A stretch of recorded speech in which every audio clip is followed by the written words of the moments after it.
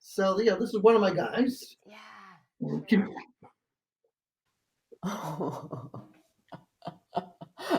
That's so cool. You have like a touch, something really special, I feel. So one of the things that I've become known for over the years is being very sculptural in my film work.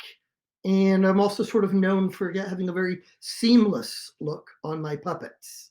Yeah. And that all draws, it comes from doing the work in television, where you have to really hide the seams well on your puppets. And I've kept that going, and it's very popular with the ventriloquists.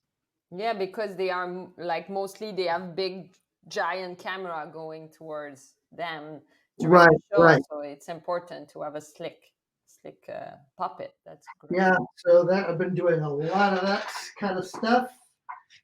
This is something for an online television show that somebody's developing. So I'll be hopefully doing a few more puppets and getting out for him. This is a lookalike puppet of the person who's the host of the show. Oh yeah, it's a lookalike. His name's LeJon. That's so great. I love the hair. How it's made with. That's so nice. Yeah. He's a little more realistic looking, a little more proportional. Yes, it's really, really realistic and it's pretty. And he's made with arm rods that screw in and out, which is a very popular thing in television, be able to remove the arm rods. Sometimes placing green screen ones or just so they can hold props or hold a steering wheel in a car or something like that without seeing the. Yes, a lot of detail. We have Derek who say like the details are amazing. Yeah, and I get obsessed with those details. Love doing the little details here and there and things like that.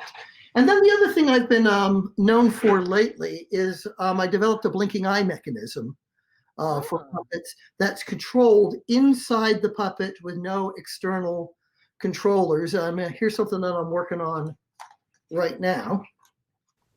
Oh my God.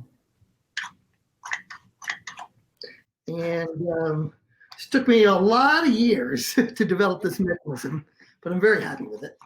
Yeah. Slow. It's really slick motion. And you can do it with the mouth open or closed. Yeah. So that's something I'm getting known for. And I've just started doing something new, is I've actually started 3D printing eye mechanism for the first time. Wow. Have been making these out of hollow Christmas ornaments. Okay. Yes. In different sizes because they're really available. But then I thought, oh, I don't know, what about 3D printing? And so I'm in the process of experimenting with doing a 3D printed mech. Wow. And the great thing about the 3D that is I can size them up or size them down real easily in the software. And so then I don't have to go out and stock, numbers of parts in different sizes. Yeah, you do it in the machine, do it for you.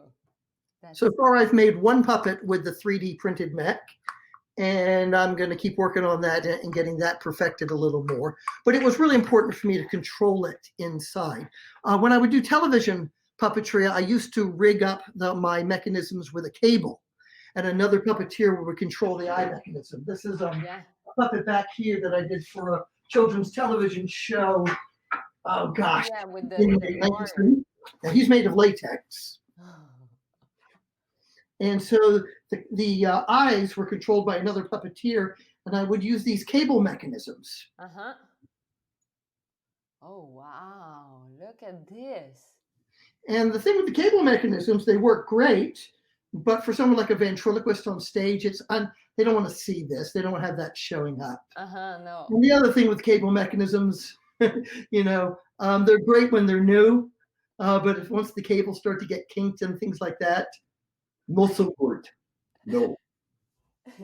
And so I really wanted to develop a mechanism, and it literally took me,